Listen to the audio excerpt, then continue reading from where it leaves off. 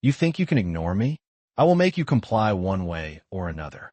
On a quiet roadside, a power-hungry white cop would escalate a simple traffic stop into violence, putting his hands around a calm black woman's throat, completely unaware that the woman he tried to dominate was a former Delta Force operative capable of ending the situation in seconds.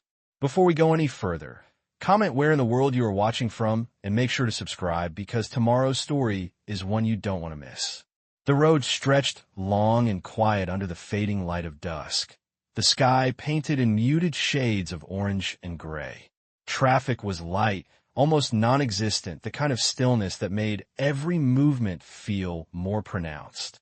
The hum of tires against asphalt carried farther here, uninterrupted by the usual noise of the city.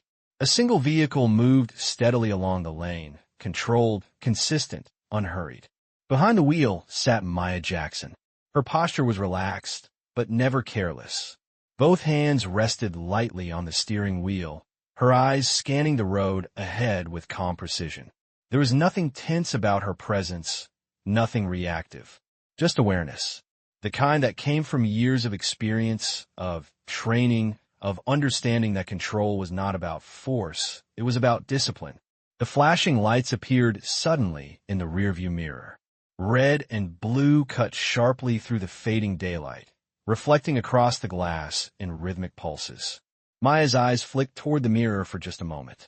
No surprise, no panique, just acknowledgement. Her foot eased off the accelerator smoothly as she guided the car toward the shoulder.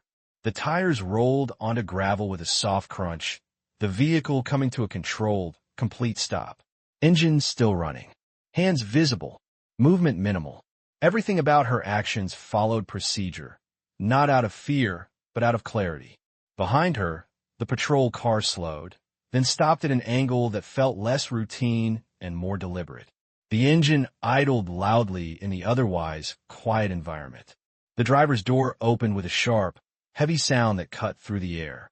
Officer Tyler Briggs stepped out, his movements quick, his posture rigid, his presence immediately disruptive against the calm that had settled over the roadside. His eyes locked onto the vehicle before him. Not curious, not neutral, already decided. From the passenger side, Officer Kevin Moore stepped out more slowly, his gaze shifting between the car and his partner, his posture less certain, less aggressive, but silent. Maya remained still inside the car, her hands resting clearly on the wheel, her breathing steady, her expression composed. She did not turn her head. She did not reach for anything. She waited. Outside, Briggs approached with heavy steps, his boots crunching against gravel with each movement. His hand hovered near his belt, not resting, not relaxed, ready. His shadow stretched across the side of the vehicle as he reached the driver's window. He did not knock. He did not pause. He spoke. License and registration. Now, the command came sharp, immediate, without greeting, without explanation. Inside the car, Maya slowly turned her head to face him, her expression calm, her gaze steady. There was no resistance in her movement, no hesitation, only control. And in that moment, under the flashing lights and the quiet weight of the empty road, something invisible shifted, because what appeared to be a routine stop had already begun to move towards something far more dangerous. Briggs did not wait for her to move. His hand tapped sharply against the edge of the window, impatience already bleeding into his posture. I said now, he repeated, his voice louder, sharper, cutting through the quiet like a command that expected immediate obedience. Maya's gaze remained steady on him, her expression unchanged, her breathing even. Slowly, deliberately, she reached for her purse resting on the passenger seat. Every movement was controlled, visible, intentional. No sudden shifts, no hesitation. She retrieved her license and registration and held them calmly in her hand. Here you go, she said, her tone even, respectful but not submissive. Briggs snatched the documents from her hand without acknowledgement, his eyes scanning them quickly, then returning to her face with a tightening jaw. Step out of the vehicle, he said abruptly. The command came too fast, too soon, without explanation. Maya did not move immediately. Is there a reason? She asked, her voice still calm, still controlled. Briggs leaned in slightly, his shadow cutting deeper into the car. Because I said so, he snapped. That is the reason. The words hung in the air, heavy with authority, but empty of justification. Behind him, Moore shifted his stance, glancing toward the empty road, then back at the interaction. His discomfort was subtle, but present. Maya held Briggs' gaze for a brief moment longer, then nodded once, slowly. All right, she said. She unbuckled her seatbelt with a soft click, opened the door carefully, and stepped out of the vehicle. Her posture remained upright, balanced, her movements controlled. She did not rush. She did not stall. She simply complied. Briggs stepped back just enough to give space, but his stance remained rigid, his attention locked onto her with a level of intensity that felt disproportionate to the situation. Turn around, he ordered. Maya did not question this time. She turned slowly, her hands remaining visible at her sides. The gravel shifted beneath her shoes as she adjusted her stance. The flashing lights painted alternating red and blue across her face, across the road, across the moment. Briggs moved closer again, circling slightly, positioning himself behind her. His hand hovered near her shoulder, then made contact, firm, unnecessary, controlling. You nervous? He asked, his tone edged with something almost mocking. Maya's voice came steady. No. The simplicity of the answer seemed to irritate him. You should be, he replied. He moved his hand from her shoulder to her upper arm, gripping slightly tighter than needed. The pressure was deliberate. Moore took a step closer now, his voice low. Tyler, I have it. Briggs cut him off quickly, his tone sharp, dismissive. The interruption was immediate, final. Moore stopped. Again, the line between concern and silence held. Briggs shifted his stance behind Maya, his grip tightening just slightly, testing control, asserting it. You people always think you can question everything, he muttered, his voice low but audible. Maya did not react to the statement. Her breathing remained steady, her posture unchanged. I'm following your instructions, she said calmly. Briggs leaned closer, his voice dropping further. Not the way I want you to, he replied. The words carried something different now. Not procedure, not authority. Something personal, something unstable. His hand moved again, sliding upward slightly, closer to her shoulder, closer to her neck. Not fully there yet, but no longer controlled by protocol. And standing there, under flashing lights on an empty road, Maya Jackson remained exactly as she had been from the beginning. Calm, composed, and completely aware. But the situation had already crossed a line, and Officer Tyler Briggs was only pushing it further. The shift was no longer subtle. It was visible, undeniable, pressing into the space between them like something waiting to break. Briggs' hand, once hovering, moved fully into place, his fingers tightening against the side of Maya's neck, not yet choking, but no longer restrained by protocol. The contact was deliberate, testing, claiming control.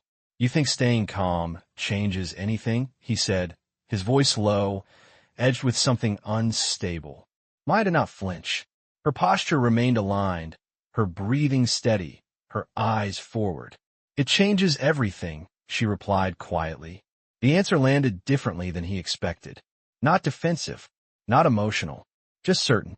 That certainty irritated him. His grip tightened slightly, his thumb pressing just enough to make the intent clear. No, he said, his voice rising now. It just makes you easier to control. Behind them, Moore stepped forward again, his hesitation breaking through more visibly this time. Tyler, that is not necessary, he said, his voice low but firm. Briggs did not turn. Step back, he snapped. The command was immediate, sharper than before. Moore stopped, but not as far back this time. The line had shifted. Maya remained still, her hands visible, her shoulders relaxed despite the pressure now clearly applied to her neck. Her breathing did not change. Her focus did. Her eyes dropped for a fraction of a second. Not in fear, not in submission, but in assessment. Position, balance, distance. Briggs misread it. There it is, he said quickly, his voice tightening with false confirmation. Now you are starting to understand. And with that, his hand closed fully. The pressure increased, firm, restrictive, crossing from intimidation into something dangerous. The moment snapped. Moore moved again, faster this time. "Tyler, stop," he said louder now. She is not resisting. But Briggs was already committed. His grip tightened further, his stance shifting to pin her in place, his body leaning into the hold with misplaced confidence. The flashing lights painted the scene in harsh bursts of red and blue, shadows stretching across the empty road as the situation crossed fully into something that could not be explained away. Maya's breathing adjusted, subtle, controlled, not panicked. Her body did not fight. It aligned. Her weight shifted slightly, her stance grounding deeper into the gravel beneath her feet. She did not reach for his hand. She did not struggle against the force. Instead, she allowed the moment to settle just long enough. "You need to let go," she said, her voice lower now, still even, still controlled. The words were not a plea. They were a statement. Briggs leaned closer, his breath sharp, his voice almost mocking. "Or what?" he asked. The question hung in the air, heavy, loaded with arrogance. Maya did not answer immediately. The pause stretched, quiet but deliberate. Then softly she said, "You are out of time." Briggs scoffed, dismissing it instantly, tightening his grip once more as if to prove a point. But something had already shifted. Not in him, in her. And standing there, under flashing lights on an empty road, with control being forced upon her, Maya Jackson remained calm, composed, and completely still. But beneath that stillness, something had aligned. And Officer Tyler Briggs had just crossed into a moment he could not control. The moment tightened like a wire pulled too far. Briggs' grip held firm around Maya's neck, his fingers pressing with misplaced confidence, his stance locked in the belief that control came from force. His breathing was heavier now, uneven, but he did not notice. He did not see the shift happening right in front of him. "You think you can threaten me?" he said, his voice sharp, louder now, as if the volume itself could reinforce his authority. Maya did not answer immediately. Her body remained still, her shoulders relaxed despite the pressure, her posture aligned with quiet precision. Her breathing stayed controlled, shallow but steady, her eyes forward. She was not reacting. She was calculating. Moore stepped closer again, urgency breaking through hesitation. "Tyler, let her go," he said, his voice no longer quiet. "This is not. Back off." Briggs snapped, his voice cutting across the road, final and aggressive. Moore stopped, but this time his stance did not retreat fully. The line had been crossed too far to ignore. The flashing lights continued their rhythm, red and blue washing over the scene, over the tension, over the moment that had already gone too far. Briggs tightened his grip again, as if doubling down would restore control. "I asked you a question," he said, leaning closer, his voice dropping but more dangerous. "Or what?" Maya's gaze shifted slightly, not away, not in fear, but downward just for a fraction of a second, noticing, measuring, his balance, his positioning, the angle of his stance, the pressure points he did not even realize he had exposed. Then her eyes returned forward, calm, unshaken. "You are about to find out," she said quietly. Briggs scoffed, dismissing it. Instantly, his grip tightening once more, his stance leaning further into the hold. And that was the moment, the exact moment. Maya's body moved, not with force, not with panic, but with precision. Her weight shifted just slightly, her foot adjusting against the gravel, her center lowering by inches. It was almost invisible, but it changed everything. Briggs felt it before he understood it. A subtle shift beneath his grip, a change in balance that did not match his expectation. His control was no longer stable. "What are you?" he started, but the sentence did not finish. Maya's hand came up, not striking, not aggressive, but exact, controlled. Her movement targeted his wrist, her fingers applying pressure with surgical accuracy. Not brute strength, knowledge. His grip faltered just slightly, but enough. Enough for the structure to break. The tension snapped, not outward, but inward, collapsing the control he thought he had. Briggs' posture shifted abruptly, his balance thrown off by something he could not immediately understand. His confidence flickered, his breathing hitched, and for the first time since the stop began, uncertainty entered his expression. Maya did not pull away yet. She did not escalate. She held the position, the moment suspended between control and consequence. Her voice, when it came, was calm, steady, final. "I told you," she said quietly.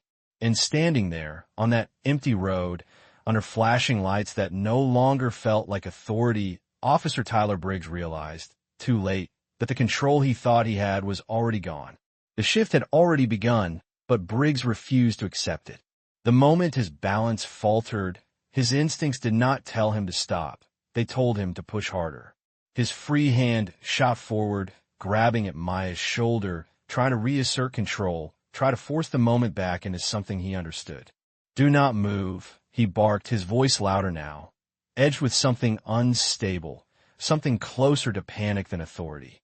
But his grip no longer held the same weight. Maya remained grounded, her stance anchored, her posture aligned with quiet precision. She did not struggle against him. She did not react with force. She simply adjusted, again, just enough. Briggs felt it immediately. The control he thought he was applying did not translate. His strength met something it could not overpower. Not resistance, but redirection. His hand tightened reflexively, his breathing sharpening as confusion began to replace certainty. "What are you doing?" he snapped, his voice breaking, slightly at the edges. Maya's voice remained calm. "You are out of position," she said. The words were simple, factual, and in that simplicity, they carried more weight than anything louder could have. Briggs tried to correct his stance, shifting his feet on the gravel, but the adjustment came too late. His center had already been compromised. Moore stepped forward again, this time with urgency that could no longer be contained. "Tyler, stop," he said, louder now, his voice cutting through the tension. "Let her go." But Briggs was no longer listening. He lunged forward, tried to overpower the moment, to force it back into something he controlled. And that was the mistake. Maya moved, not explosively, not dramatically, precisely. Her hand tightened around his wrist, applying pressure with exact timing, her body turning just enough to redirect his momentum. The movement was fluid, controlled, almost effortless, but the effect was immediate. Briggs' posture broke completely. His balance collapsed forward, his grip releasing as his own force worked against him. His body shifted off alignment, his feet scrambling against the gravel, unable to recover the structure he had lost. In the same motion, Maya stepped aside, not away, but through the space he had created, guiding his movement rather than fighting it. His arm twisted slightly, controlled, restrained, not injured, but immobilized. The transformation was instant. The man who had been applying force now struggled to maintain footing. The authority he had projected just moments ago dissolved into visible instability. What are you doing?" he stammered, his voice no longer sharp, no longer controlled. Moore froze, watching the shift unfold in real time, his expression caught between shock and realization. Maya held the position, her grip firm but measured, her posture upright, her breathing steady. There was no aggression in her stance, no excess force, only control, complete control. "Ending this," she said quietly. The words were not loud. They did not need to be. Briggs' movement slowed, his resistance fading as the reality settled in. He was no longer in control of the situation. Not physically, not mentally, not at all. And standing there, on that empty road, under flashing lights that no longer felt like his, Officer Tyler Briggs realized something he had never expected to feel. He was the one being restrained.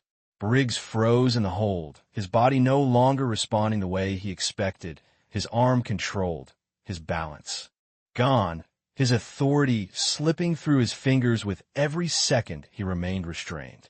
The flashing lights continued their steady rhythm, but now they illuminated something entirely different. Not control, but collapse. His breathing was uneven, sharp, no longer measured. You need to let go," he said, his voice strained, try to reclaim ground that no longer existed beneath him. Maya did not tighten her grip. She did not escalate.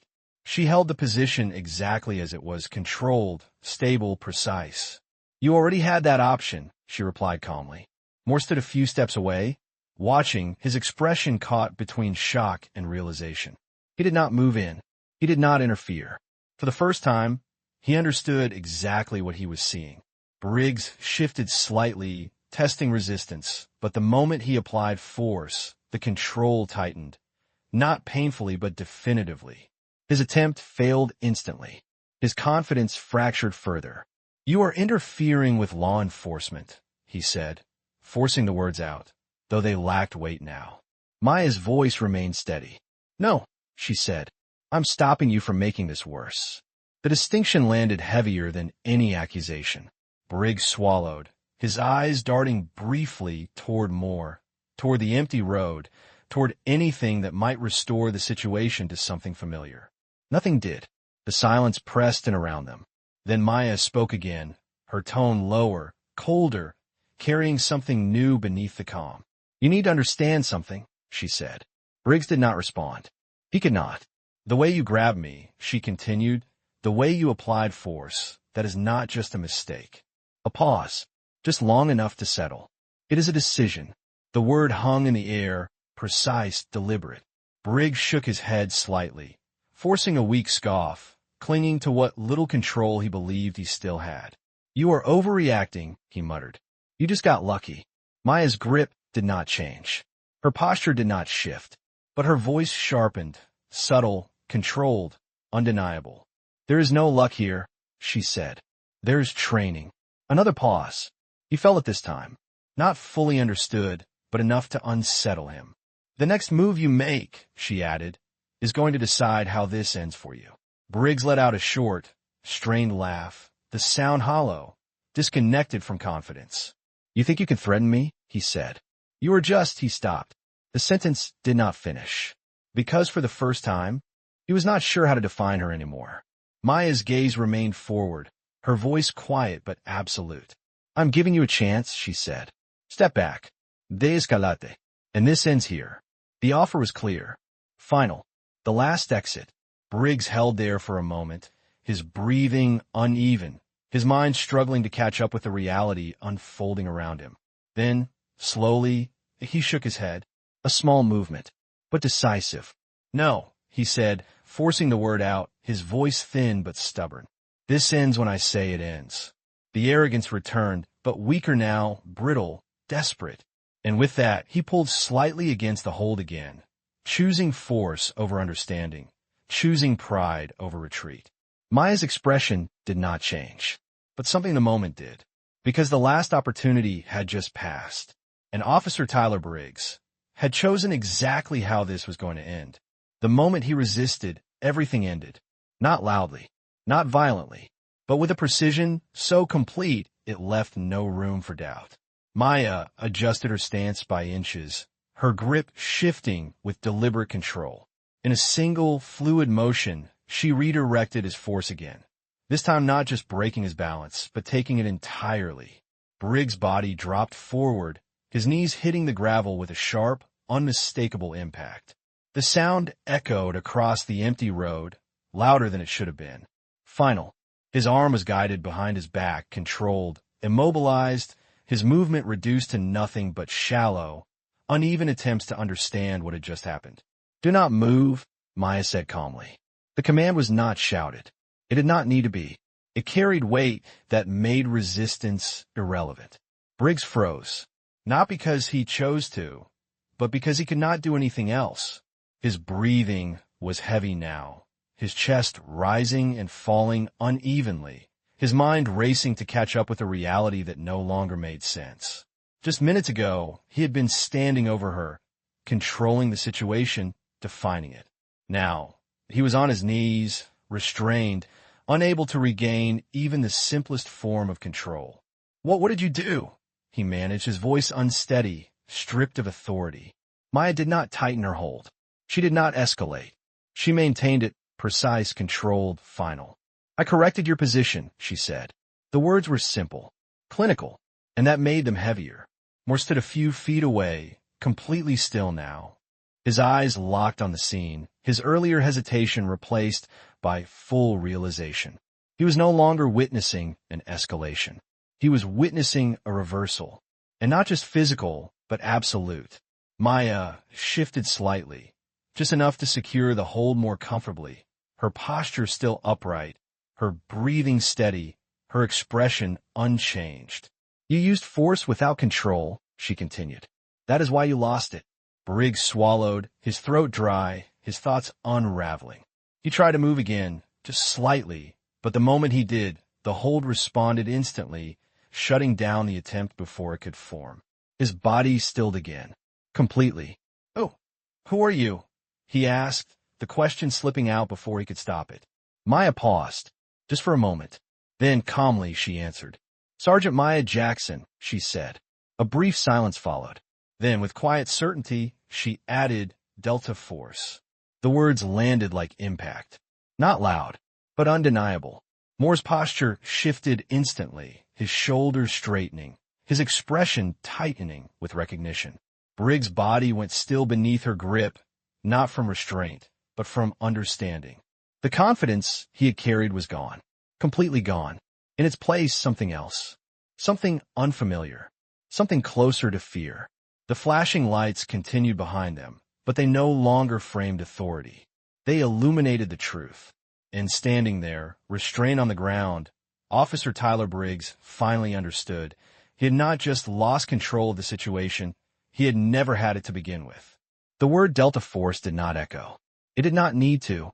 It settled into the air with a weight that shifted everything at once. Briggs felt it first, not as sound, but as understanding. His body went still beneath her control, his earlier resistance gone, replaced by something far more fragile. His breathing slowed, uneven, shallow. His mind raced, trying to reconcile what he had just heard with what he had just done. It did not align. It cannot. Moore moved first. Slowly, deliberately, his posture straightening as recognition fully set in. He stepped closer, his voice no longer uncertain.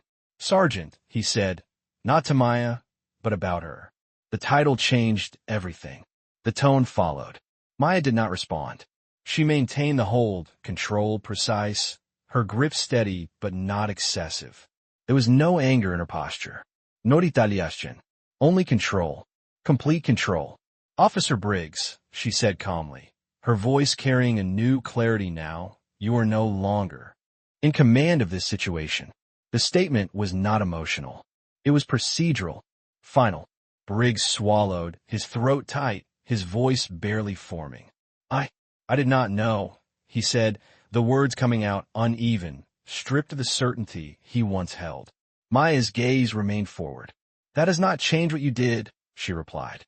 The distinction was absolute. Moore stepped in further now, his movements cautious, measured. He reached for Briggs' duty belt, carefully removing his radio, then his weapon, placing both aside with visible restraint. The shift was complete. Authority had moved, and everyone present understood it. Briggs did not resist. He could not. His body remained under control, his posture reduced, his earlier aggression replaced by quiet submission. The man who had once forced dominance now avoided even the smallest movement. Maya adjusted her stance slightly, guiding his arm more securely behind his back.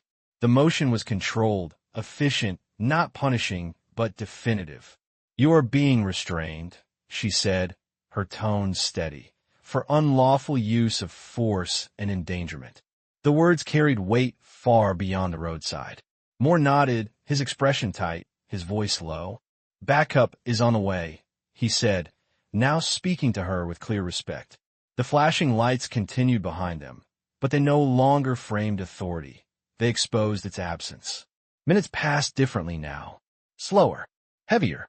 When the additional units arrived, the scene did not escalate. It settled. Officers stepped out, their movements cautious, their attention immediately drawn to the position. Briggs on his knees, restrained, Maya standing over him, calm, composed, in complete control. The recognition passed quickly between them. Questions were not shouted. They were understood. Briggs was lifted carefully, his hands secure behind his back, his posture no longer upright, no longer commanding. His head lowered slightly, his eyes avoiding the scene around him. The crowd that had begun to gather at a distance remained silent, watching the reversal unfold without commentary. And through it all, Maya Jackson did not raise her voice, did not step forward, did not claim anything beyond what was necessary. She simply released the hold when appropriate, stepping back, her posture returning to neutral, her breathing steady. The situation had ended, not through force, but through control. And standing there, under the same flashing lights that had once framed his authority, Officer Tyler Briggs was no longer the one giving orders. He was the one being led. Away. The sound of the patrol car doors closing echoed softly as the vehicles carrying Officer Briggs pulled away, their flashing lights fading into the distance until the road returned to its original stillness. The red and blue reflections disappeared from the asphalt, leaving behind only the quiet hum of the evening air and the fading glow of dusk settling over the horizon. For a moment, no one moved. The tension that had filled the space only minutes before did not vanish instantly. It dissolved slowly, like something heavy lifting piece by piece.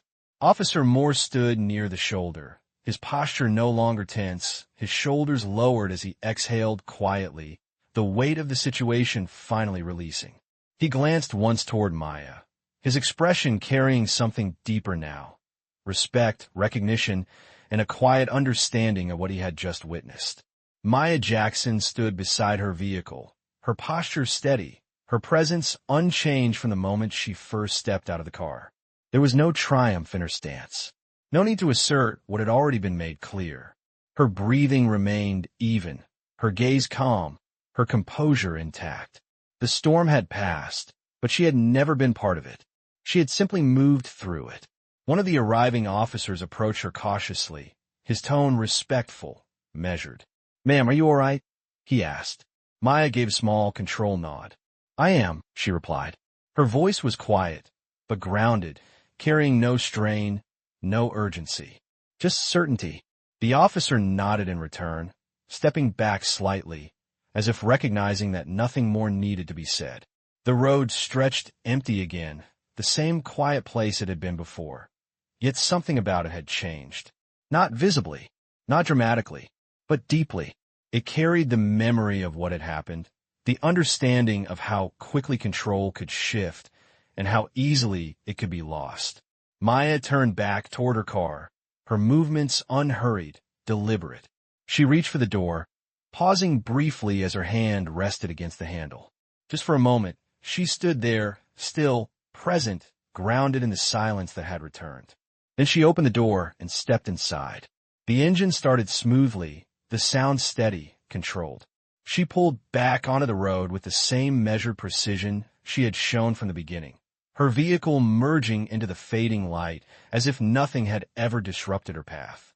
Behind her, the scene settled completely. No voices, no commands, just the quiet rhythm of an empty road returning to itself. And as Maya Jackson drove away, there was no need for acknowledgement, no need for recognition. Because what had been broken had already been corrected. Not loudly, not dramatically, but completely. And in that quiet resolution, the road held something new. Not tension, not fear, but balance restored.